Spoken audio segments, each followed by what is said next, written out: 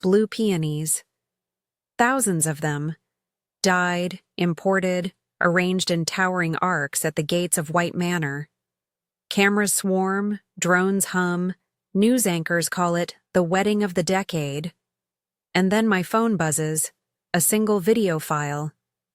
No context. No greeting, just play. I see him, Gavin Frost, my fiancé, the man who promised me forever. He's laughing, shirt half open, with a girl perched on his lap. Kira Vale. The influencer with perfect teeth and a voice like static. The screen shakes as she whispers, "Don't worry, she actually believes you're working late again." My heart doesn't drop. It detonates. I stand frozen in a gown stitched, with crystals, hands trembling as I clutch the phone. Outside, the orchestra swells, guests cheer, cameras catch my every move. Inside, I can't breathe. 10 years.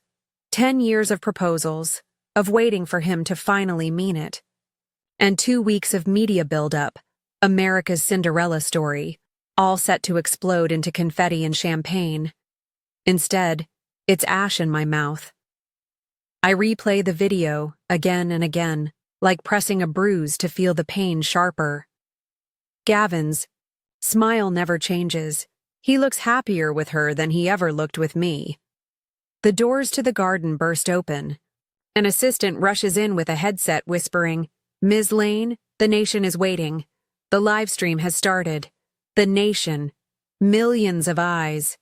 They're expecting me to walk down that blue carpet aisle and seal the fairy tale."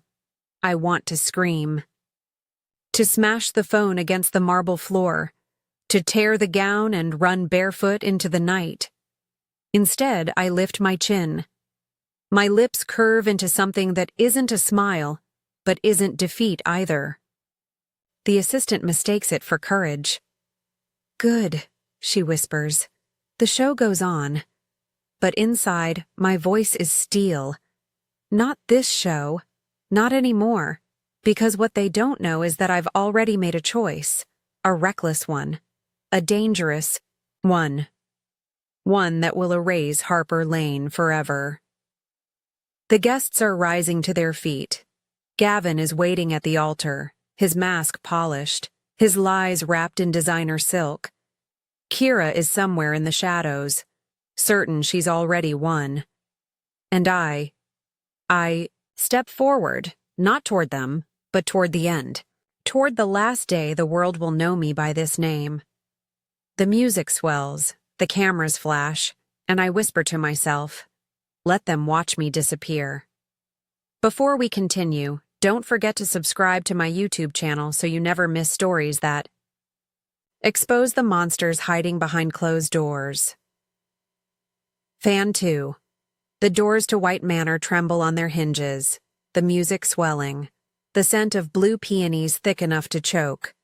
My fingers curl around the phone, screen frozen on Gavin's laughter, Kira's painted lips pressed against his ear. 3 years of lies compressed into a 30-second clip.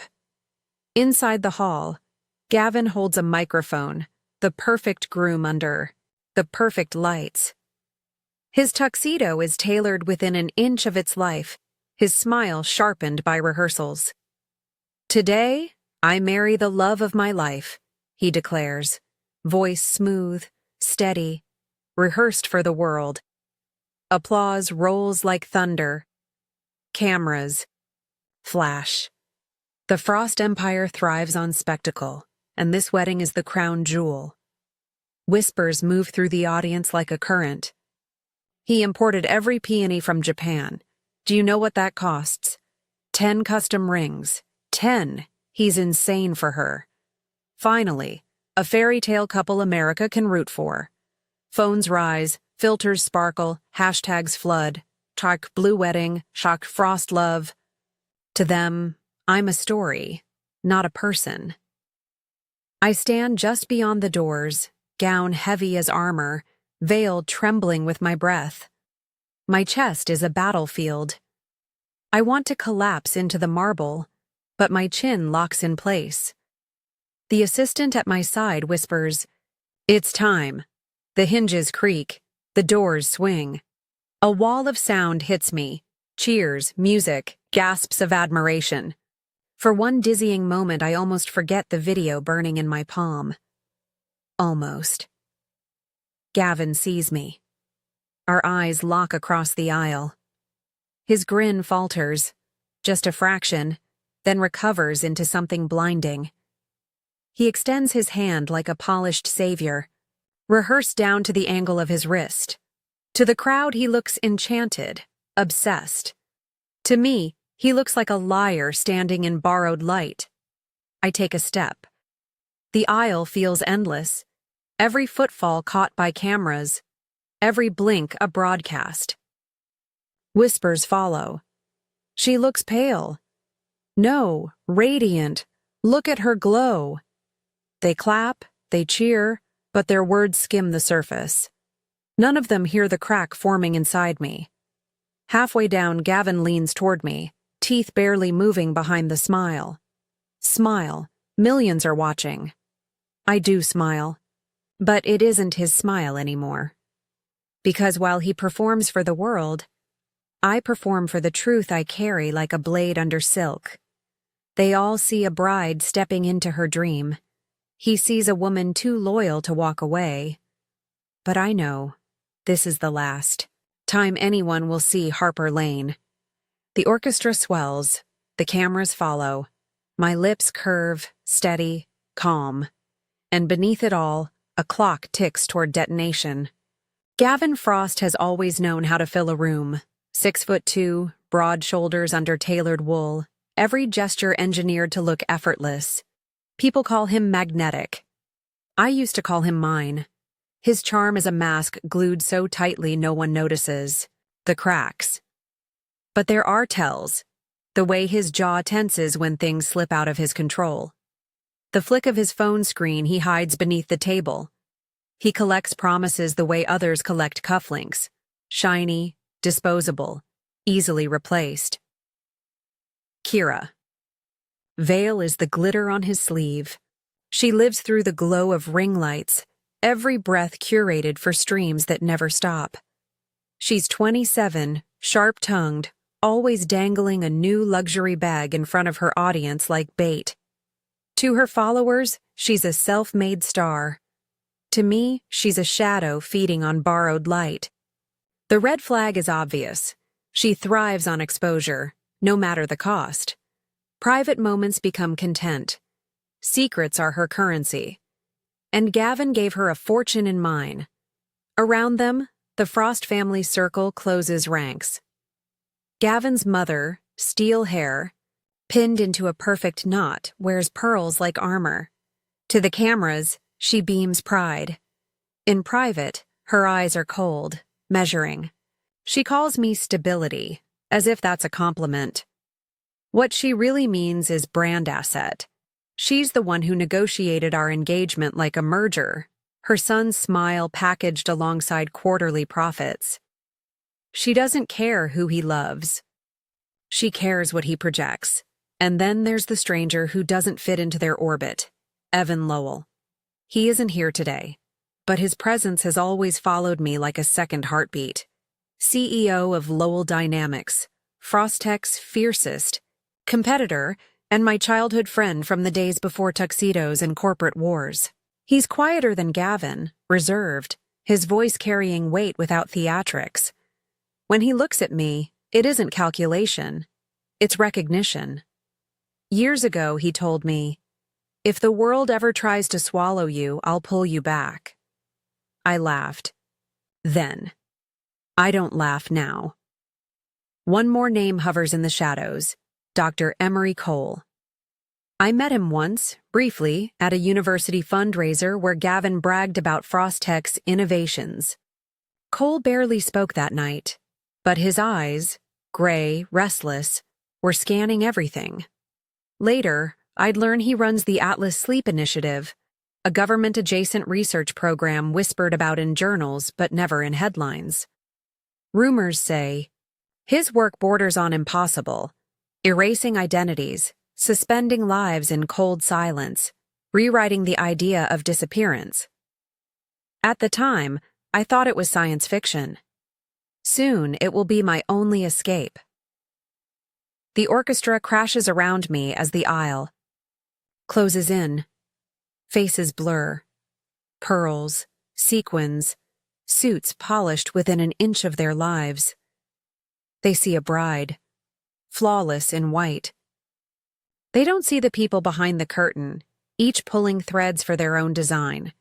Gavin, the image maker, Kira, the leech, his mother, the strategist, Evan, the anchor I never let myself reach for, Cole, the scientist with the key to vanishing. I take another step, and it feels like stepping into their theater, where every character plays a part they've rehearsed. But the twist none of them expect is that I've stopped reading from the script. The smile on Gavin's face doesn't fool me anymore. The glitter in Kira's laugh doesn't intimidate. The pearls on his mother's neck don't weigh me down. Evan's promise from long ago still hums in my bones, and Cole's gray eyes flicker in my memory like an open door. Each of them is a force pulling at me. Control, exposure, image, loyalty, escape. But only one of them will decide who I become when this night is over. And with every breath, I can feel the curtain trembling. The first time Gavin kissed me, we were both 22, sitting on the hood of his car outside a college bar in Boston. The night was humid, the street lamps hazy. He held my hand like he owned it already, promised me the world with a grin that felt too sharp but tasted sweet enough to ignore. I believed him. How could I not? He was ambitious, relentless. Already, talking about Frostech's expansion plans as if the future was a contract he had signed. I thought I was part of that contract. In those early years, love was neon lights and late-night burgers, studying in dim libraries where he would rest his head on my shoulder. He made me feel chosen, like he had sifted through the noise of everyone else and landed on me. We would drive to the Hamptons, sneak past the gates of White Manor, sit on the grass outside its closed iron fence. One day, he whispered, eyes locked on the mansion's silhouette, we'll get married right there, no matter the cost. I laughed, because back then the promise seemed reckless, romantic. He kept that promise, but not the one that mattered. Remember the first time the unease crept in. We were at a dinner party hosted by Frostech investors. I was wearing a silk dress Gavin picked himself, blue to match his tie. He leaned in during the toast, whispering, "Smile wider. They need to see how lucky I am." His hand squeezed my waist, not affectionate but controlling. I smiled. My face ached for hours. Another memory. Christmas 3 years ago. He handed me a Cartier box beneath the tree, the cameras from his PR team coincidentally filming. Inside, a necklace so heavy I could barely lift it. He fastened it around my neck with shaking fingers, murmured, "Now they'll all know how much I love you." Later that night, he left the house, muttering about overtime. I fell asleep alone with diamonds pressing against my skin. Told myself excuses. He was stressed. He was building an empire. He would change once the company stabilized. That's what loyalty meant, right? Waiting through the storms, believing the promises. But the cracks spread. The proposals were a ritual. Almost comical. Every year on our anniversary, he bent down with another ring, another speech about how next year would be perfect. The press ate it up, the devoted heir, the patient girlfriend. Meanwhile, my own patience felt like a cage I had built myself. Then came the night of the accident. Not mine, at least, not yet. A crash on the highway left me bleeding in a hospital bed, my rare blood type running out in the bank. Gavin was unreachable, his phone off. I thought I would die alone. But Evan showed up, out of nowhere, furious and desperate. He pushed his way into the ER, offering his own blood, though it wasn't a match. I survived because a stranger stepped forward at the last second, but Evan never left my side. Gavin arrived 3 hours later, blaming traffic, carrying flowers the size of a coffin. He set them by my bed and kissed my forehead, already planning the press release. CEO's fiancé survives accident, love stronger than ever. That was the moment I first felt the water rising. The smile didn't reach his eyes anymore. My survival was another headline. My pain was a narrative to exploit. And through it all, Kira's name began to circle in whispers I wasn't supposed to hear. Still, I stayed. I told myself 10 years meant something. That a decade couldn't be thrown away because of suspicion. That loyalty would be rewarded. But the truth is, loyalty without trust is just captivity. And now, standing in this mansion that once felt like a dream, I see the truth for what it is. White Manor isn't a promise kept. It's a price paid, shares traded, favors burned, ND. Empire dented just to stage an illusion. Once I thought love was forever. Now I know love has an expiration date. Ours spoiled long before the flowers bloomed, and tonight, the glass is already full. One more drop, and it will overflow. It started with glances. Gavin's phone lighting up at midnight, messages vanishing before I could even blink. He said it was business, always business, but his smile never matched the excuses. My chest whispered warnings I tried to ignore. And then, tell me, if it were you, would you have believed him? The first crack appeared in the form of a receipt. Not from Frost Tech, not from any investor dinner. A boutique in Los Angeles. Jewelry, paid under one of his burner accounts. The very weekend he swore he was locked in meetings. He came home exhausted, his lips carrying the faint trace of someone else's perfume. And then, I wondered, should I confront him or wait until I had proof he couldn't deny? At parties, whispers swirled like smoke. He's so devoted, they said, but their eyes flicked sideways, the way people look when they know more. Then they'll say. Gavin's mother's smile grew tighter every time I walked into the room, rehearsed, brittle. It was as if she knew the ending before I even guessed the middle. Until I realized I might be the last to know my own story. Kira Vale's name slipped out one night, by accident. A junior executive too drunk on martinis muttered, "She's fire." He froze the second he saw me listening, scrambled for another word. Harmless, innocent, but it was too late. The name had already burned into my skin, and then I asked myself, who was she to him, and why did everyone else already seem to know? The mansion betrayed him next. White Manor, booked under my name, our supposed fairy tale. But when I visited, staff whispered about a birthday party scheduled 1 week later, Kira's. How could she secure the most exclusive estate in the Hamptons? The planner's face went pale when she realized I had heard. Until I felt the ground tilt beneath me, the dream rotting from the inside out. One night he stumbled home past midnight, shirt unbuttoned, hair undone. Overtime, he muttered. But I had already called the office. Empty. He never signed in. I confronted him. He laughed, said I was paranoid. Then his phone buzzed mid-argument, a preview flashing before he snatched it away. Miss you already. Wish it were you in my bed tonight. And then? I looked at him and thought, is this the man I was about to marry? I tried to endure, but the fractures multiplied.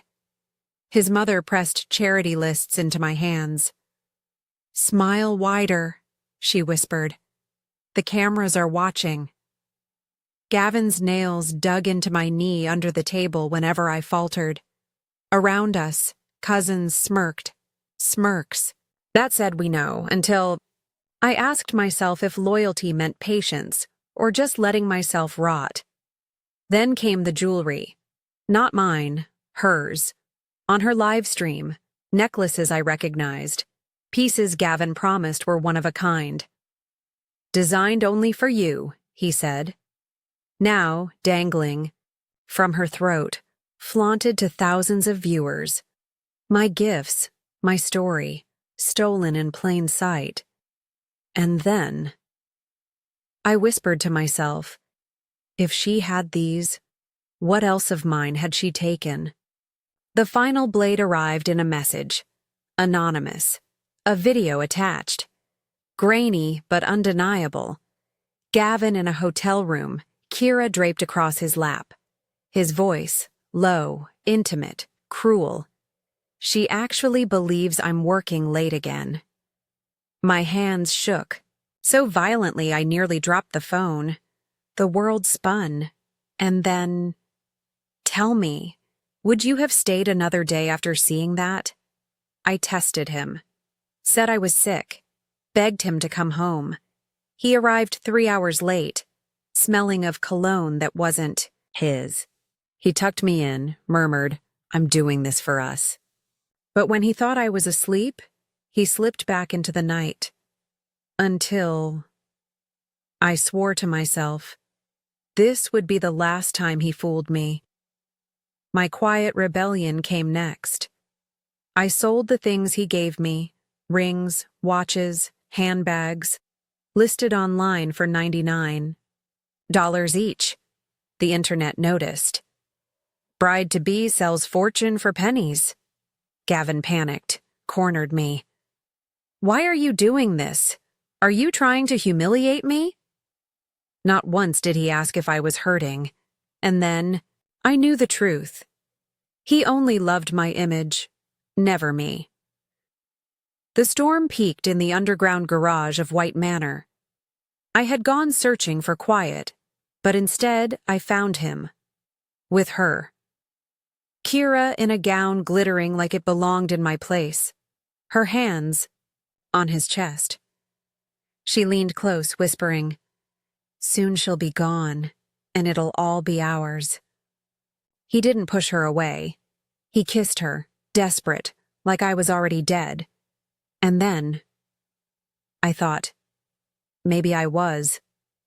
That night, staring into the mirror, I understood. To him, to his family, I was a ghost dressed in white, a placeholder bride. My face belonged to the cameras. My life belonged nowhere. Until I remembered a name. Dr. Emery Cole. His eyes at that fundraiser, his words lingering like prophecy. If you ever need to disappear. And what I did next. Even I couldn't believe. The video never left my phone. I played it on repeat until the sound of her laugh blurred into static, until Gavin's voice felt like a stranger's. My chest hollowed out, but somewhere in that hollow space, a blade of clarity formed. Love wasn't the story here. Survival was. So when Dr. Emery Cole called, I didn't hesitate. His voice was measured, clinical, yet heavy with something unspoken. You asked me once about the Atlas Sleep Initiative. Are you still interested in volunteering? Interested. As if it were curiosity and not desperation that drove me. Yes, I whispered. The lab was nothing like the mansion. No glitter, no staged flowers, just sterile white halls humming with machines. Emery guided me through, his steps steady, his hands tucked behind his back like he was holding in secrets. It's not sleep, not in the way you know it, explained. It's stasis. A way to suspend a person for years. To the world, you will be gone. To us, you'll still be here, waiting. Gone. The word pulsed in my ears like freedom. He placed a document before me, lines of legal jargon ending, with one brutal clause: your identity will be erased. Birth certificates, social security, digital records. Harper Lane would no longer exist. A volunteer, officially deceased.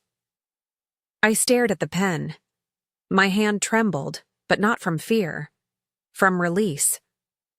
Signing meant no more cameras shoved in my face, no more fake fairy tales, no more watching Gavin's lies devour me. Signing meant vanishing on my own terms. I wrote my name. The ink bled into the paper like blood into water. Emery's eyes flicked up to meet mine. For the first time, I saw not the scientist, but the man, tired, burdened. Once this is done, he said softly, there's no going back. Are you certain? Yes, I answered, the word cutting through the sterile air like glass. And then came the preparations. A fabricated car accident staged by federal contacts, a body similar enough to pass inspection, a death certificate stamped official. The world would mourn the tragic bride who overdosed before her wedding, headlines flashing America's sweetheart lost too soon. Gavin would be left standing at the altar, crown of blue peonies collapsing into ash. The irony tasted sharp on my tongue. One night before the procedure, I returned to the mansion. The staff bustled, stringing lights, arranging flowers. Gavin was nowhere to be seen, probably in some hotel suite with her. I walked the empty halls, fingertips brushing walls. I'd never call home, and then I slipped a sealed envelope into my clutch. Inside was the video, the proof, the truth. I would make sure it reached him after I was gone, because I wanted him to see. I wanted the mask to crack when the cameras rolled. At the lab, Emery checked my vitals. You'll sleep for 10 years if all goes as planned, he said. When you wake, the world will be different. You will be different. 10 years, a decade stolen, but a life regained. I lay inside the capsule, metal cold against my skin. My breath fogged the glass as the lid lowered. My last thought wasn't Gavin. It wasn't even Kira. It was freedom. And then silence. The first breath after waking was fire. My lungs convulsed, dragging air into a body that no longer belonged. To Harper Lane. The lights above were surgical, white, merciless. My name was gone. My past was gone. And when Emery leaned over me and said, "Welcome back, Clara Wynne," I knew the death certificate had done its job. Seattle became my camouflage. Rain blurred the streets, turned my umbrella into a shield, gave me space to breathe. I rented a studio above a gallery, windows cracked, paint peeling, the floor already stained with someone else's failures. I filled it with my own. Colors. Bled blue peonies withered on canvas. Faceless men in tuxedos loomed, and women vanished into shadows of glass. Critics called it haunting. Collectors called it genius. I called it survival. Evan appeared like he had never left. No questions. No disbelief, just presence. He moved through the gallery with the quiet weight of someone who knew too much and asked too little. "You're here," he said. "That's enough." His company's name opened doors, but it was his eyes that kept me steady when the floor beneath me tilted. At first, the world didn't notice me, but art blogs did. One night, scrolling through posts, I saw a caption, "Reminds me of Harper Lane, the lost bride." The words glowed on the screen like a warning flare. My chest tightened. My style, my ghosts, too recognizable. At a gallery opening in New York, 2 women sipped champagne under my painting. One whispered, "She looks familiar. Like that girl from the Frost wedding." Their laughter fizzed like poison. I turned away, but the sound followed me across the room. Later that night, Evan's voice was low, urgent. "They're still spinning your story. Gavin's the grieving fiancé now. America's perfect widower. If they find out you're alive—" His pause said the rest. The message came days later. Anonymous number. "You paint like a dead woman." Attached was a blurry shot of me entering the gallery, my face blurred but my posture unmistakable. My stomach knotted. I called Emery. He didn't soothe me. He only said, "I warned you. Visibility is dangerous. Someone is watching." The more I painted, the more the world closed in. I couldn't stop myself. Every stroke was a confession, every canvas a crime scene. And still, I dug deeper, chasing answers instead of hiding.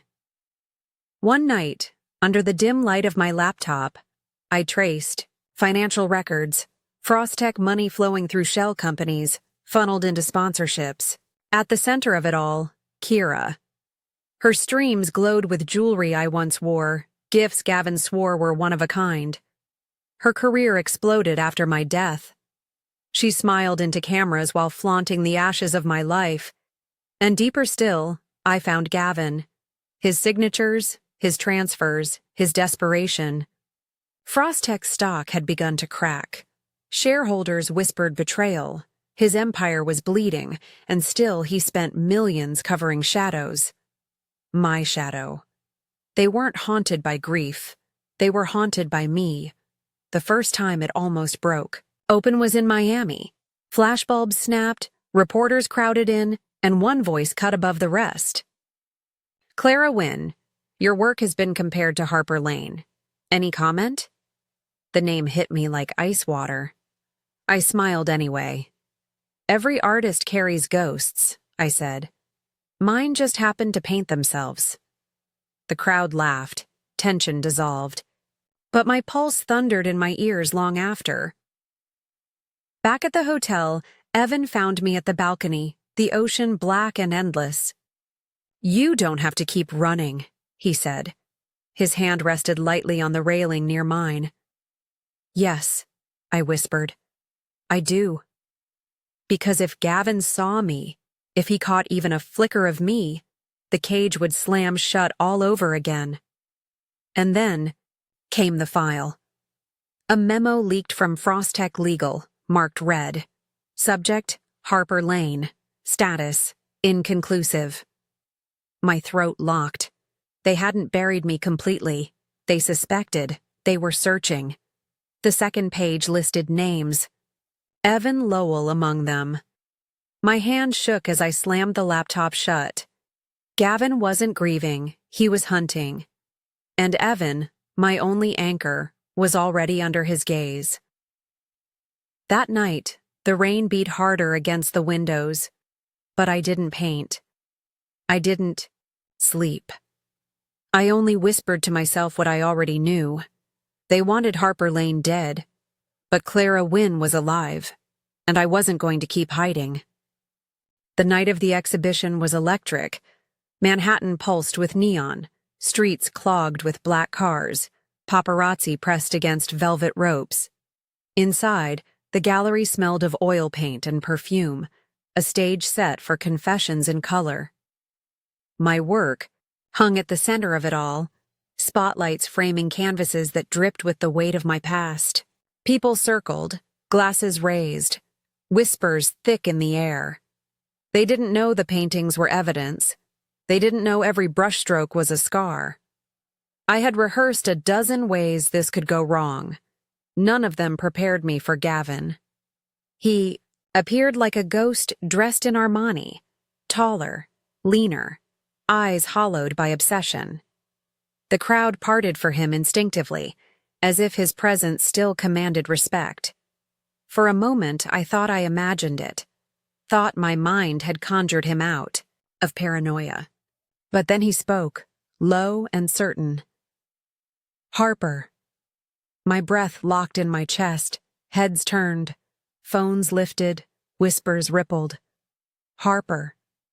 The name I had buried under marble and forged documents was suddenly alive in his mouth. I forced my lips into a curve, cold, controlled. "You're mistaken." But Gavin didn't blink. He stepped closer, voice cracking under the weight of something darker than grief. "It's you. I knew it. You never died." The gallery tilted, 100 eyes pulling, the air from my lungs. I should have walked away, should have vanished into the crowd, but I stood rooted, staring at the man who had destroyed me and was still trying to claim me. Evan cut through the chaos, his hand brushing my arm, steady, protective. "Step back," he told Gavin. His voice wasn't loud, but it carried, sharp, enough to slice the noise. Gavin laughed, bitter, broken. Of course, Evan Lowell, always circling, waiting for scraps. "You think you've won because she crawled to you after faking her death?" His gaze snapped back to me. "Did you really believe you could disappear? Did you really think I wouldn't find you?" The guests gasped. Cameras clicked. The perfect scandal unfurled in real time. I swallowed the tremor in my throat. "You lost me long before I disappeared," I said. For the first time I saw it, the crack in his mask. His jaw clenched, his pupils dilated, his hand twitched like he wanted to drag me back into his orbit by force. But the cameras were everywhere, and Gavin Frost couldn't afford to look like a man unraveling. "Let's talk privately," he hissed, his smile a razor for the crowd. "No," I answered, voice ringing like glass shattering. "Everything between us belongs in the light." And then the lights seemed to burn hotter, the room pressing closer, the tension thick enough to choke. A journalist shouted, "Is it true? Did you fake your death?" Another, "Mr. Frost, was this deception a publicity stunt?" Gavin's face blanched, rage crawling beneath his skin. He raised his hands as if to calm the mob. "She's confused. She's clearly unwell. I lost my fiancé, and this woman, this imposter, has been exploiting my grief." I laughed, sharp, brutal. "Your grief?" I pulled my phone from my clutch, the video cued, the one I had left behind in that envelope years ago. With a flick, it projected onto the screen the gallery had prepared for artist visuals. Gasps tore through the room. Gavin on the bed, Kira draped across his lap, his voice crystal clear. "She actually believes I'm working late again." The gallery erupted. Some screamed, some laughed. Cameras flashed like lightning. Gavin's mask shattered, fragments scattering under the weight of proof. Kira herself wasn't far. She stormed through the crowd, face painted with panic and fury, shouting, "That video was private! This doesn't prove anything!" But it was too late. Screens lit up across the city, live streams catching every second. The perfect groom, the grieving widower, revealed as a liar, a cheater, a fraud. Gavin lunged toward me, desperate, unhinged. Evan stepped between us, his chest colliding with Gavin's. "Don't touch her," he growled. Security swarmed, but Gavin's voice rose, above the chaos, ragged and raw. "You can't erase me, Harper. You can't erase what we had." And finally, the silence inside me broke. "I don't need to erase you," I said. "You erased yourself." His mother tried to intervene, pearls clinking, voice strained as she pleaded with reporters. But the tide was unstoppable. Shareholders watching the live stream were already dialing lawyers. Frostech's stock would crash by morning. The empire he sacrificed everything for crumbled in real time, built on lies. Too rotten to stand. Gavin's knees buckled, but he kept glaring at me, eyes glassy with something between love and madness. "You'll regret this," he whispered. I almost pitied him. Almost. The cameras caught everything, his collapse, his rage, my silence, Evan's shield at my side. The fairy tale had rotted into a tragedy, and the world had front-row seats. The why. Gallery emptied into the night, journalists sprinting to feed the headlines. Kira vanished under the weight of booze and accusations. Gavin was dragged out by security, still shouting my name like a curse. I stood alone before my paintings, their colors burning brighter under the spotlights. For the first time, they didn't feel like ghosts. They felt like witnesses. Evan returned, quiet, steady. "It's over," he said. I shook my head. "No, it's only beginning." Because revenge wasn't just about exposure. It was about justice. It was about ensuring the empire that thrived on my silence never rose again. Outside, the city roared with sirens and news vans, the skyline flashing like a battlefield. Inside, I exhaled for the first time in years. The mask had cracked. The truth had bled. The man who chained me with promises had been stripped bare in front of the world. And all that remained was me. Alive. Unbroken. Ready. The morning after the exhibition, the city awoke in flames of headlines. Gavin Frost's face plastered every screen. Caught mid-scream, veins bulging, Kira clinging to his arm like a drowning woman. The video played on repeat, his betrayal. Projected on billboards in Times Square. Dissected on breakfast news. Memed on social feeds. America's perfect widower exposed as America's perfect fraud. Frostech's stock plummeted before noon. Investors pulled out in waves. Journalists dug deeper, dragging skeletons out of boardrooms, embezzled funds, falsified reports, shell companies tied to his affair. His empire rotted overnight, the facade collapsing faster than even I imagined. Gavin's mother released a statement disowning him, pearls traded for poison, calling his actions a personal tragedy she could not condone. Kira tried to save herself with live streams, sobbing apologies between sponsored skincare ads. The public was merciless. Contracts dissolved, sponsors fled, viewers mocked her crocodile tears, splicing her pleas with clips of her bragging about gifts that were never hers. She vanished from the internet in less than a week, drowned by the tide she once commanded, and Gavin, my Gavin, once untouchable, was arrested within days. Fraud, insider trading, obstruction. Cameras followed him in handcuffs, his suit rumpled, his eyes bloodshot, still insisting I was alive, still shouting my name. The world no longer believed him.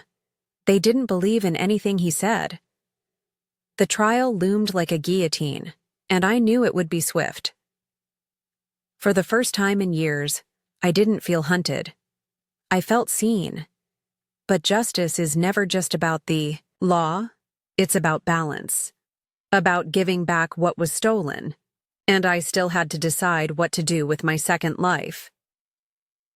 Evan didn't push me. He never did. After the exhibition, he simply stayed, his presence steady as the storm raged outside. One night we sat in my studio, the rain tapping the glass like restless fingers. I asked him, "Do you think people can really start over?" He didn't hesitate. "Yes, but only if they stop looking back." I thought about Harper Lane, the girl in blue gowns, the loyal fiancé, the bride who never walked the aisle. She was ashes now. Clara Wynne had risen from them, scarred but breathing. Could I let go of the ghost I had painted over and over? The answer came in silence, in the smell of turpentine, in the brush trembling between my fingers. I painted again. But this time, not blue peonies, not glass coffins. I painted sunlight, raw and golden, breaking over the horizon. When I stepped back, I realized I had painted freedom. Justice outside my walls grew louder. The courtroom became another stage, cameras capturing every tear, every shout. Gavin's lawyers fought like wild dogs, spinning conspiracies, blaming Kira, blaming stress, blaming me. But the evidence was overwhelming. The video, the financial records, the testimonies of those who had stayed silent too long. The jury didn't take long. Guilty on every count. He collapsed into his chair as the verdict echoed.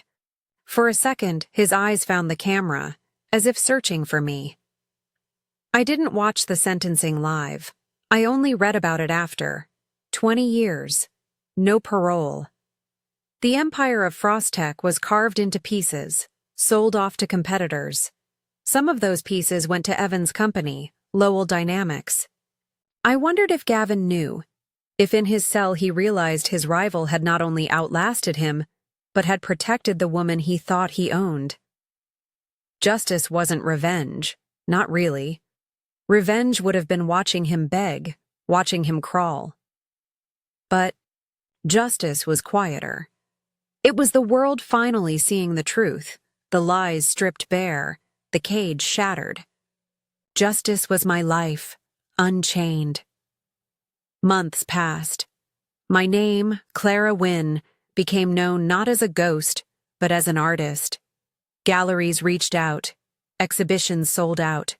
Critics called my work cathartic, transcendent. They didn't know they were looking at the ruins of Harper Lane. They didn't need to. Evan stayed. Not as a savior, not as a shadow, but as himself. We never defined it, not in words. It was in the way he carried canvases into the studio, in the way his hand brushed mine when I faltered, in the quiet dinners where silence felt like safety. One evening, I stood on the balcony of our new place, the city glittering like scattered glass below. The air was crisp, the kind that tastes like change. Evan stepped beside me, a glass of wine in his hand, his shoulder brushing mine. "You're not hiding anymore," he said. "No," I admitted. "I'm not." The stars blinked faint above skyscrapers. I made a wish anyway, not on disappearance, but on presence, on living, on never letting anyone erase me again. Justice had been served.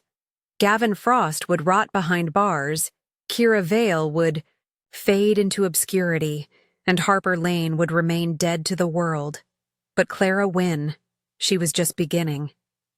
The city eventually moved on. Headlines turned to new scandals, new faces to worship and then destroy. Gavin Frost became another fallen titan in a long list of men who believed themselves untouchable. Kira's name faded into the static of forgotten influencers.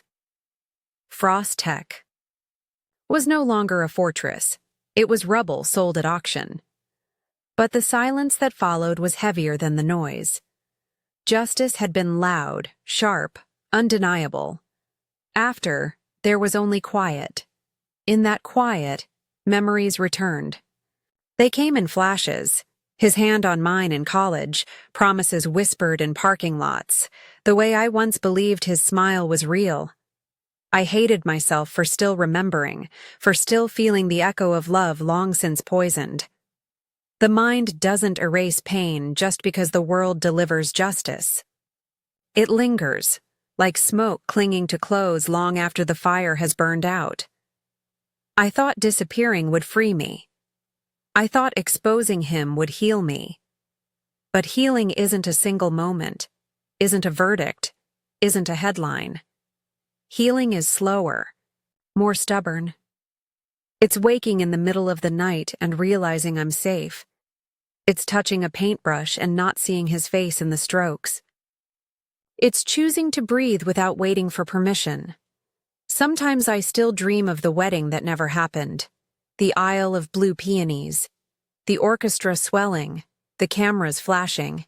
In the dream, I walk forward anyway, even knowing the betrayal. And when I reach the altar, he vanishes, leaving me standing alone. I wake up trembling, but I remind myself, standing alone is not the same as being abandoned. Evan tells me I carry ghosts. He isn't wrong. But ghosts don't have to haunt forever. Sometimes they guide. Sometimes they remind you of the roads you'll never take again. One afternoon, I stood before a new canvas, blank, expectant. I hesitated, brush in hand. Then, without planning, I painted a butterfly breaking free from its cocoon. Bright wings stretching across the page, fragile and unstoppable. I realized it was the first time I'd painted something alive, something untouched by sorrow. When I stepped back, tears blurred the image. Not of grief, of release.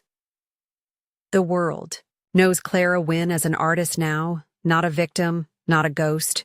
And yet, beneath the name, beneath the fame, I remain the woman who once believed love was forever and learned it could expire. I ask myself often, was it worth it? To vanish? To sacrifice a decade? To be reborn as someone else? Justice was served. Yes, but justice does not return stolen time. It does not erase scars. It does not give back the years of waiting, the youth spent on a man who only sharpened his lies. Maybe that's the final truth. Justice is never clean. It leaves marks even as it delivers balance. So I stand on my balcony now, the city lights flickering like stars too close to touch, and I wonder what others would do in my place. If your love betrayed you so deeply, if the world conspired to cage you in lies, would you vanish? Would you burn your past to the ground just to feel air in your lungs again? Or would you stay and let the cage close, convincing yourself it was still love? I don't know the answer for anyone else. I only know mine, and it was this. To disappear was not to die. It was to live, finally, on my own terms. The gallery was empty when I returned that night. The lights were dimmed, the echoes of applause gone, the air still heavy with paint and memory. My last canvas stood at the center, uncovered. The butterfly with open wings, stretching wide, luminous, even in the dark. I approached slowly, almost afraid to touch it. For years, my paintings had been prisons, glass cages, wilted flowers, faceless men. But this one breathed. It shimmered with the promise of flight, of air, of sky unbounded. Thought of Gavin in his cell, walls closing in, time grinding him down grain by grain. I thought of Kira, scrolling through the ruins of her own fame, clawing for relevance that would never return. They were trapped in the cages they built for themselves. And me? I had broken mine. I picked up a match from the table, struck it against the box. The flame flared, small but alive, trembling in the stillness. I touched it to one of my old canvases, the one of blue peonies wilting under glass. The fire caught quickly, curling the edges, blackening the blooms until they dissolved into ash.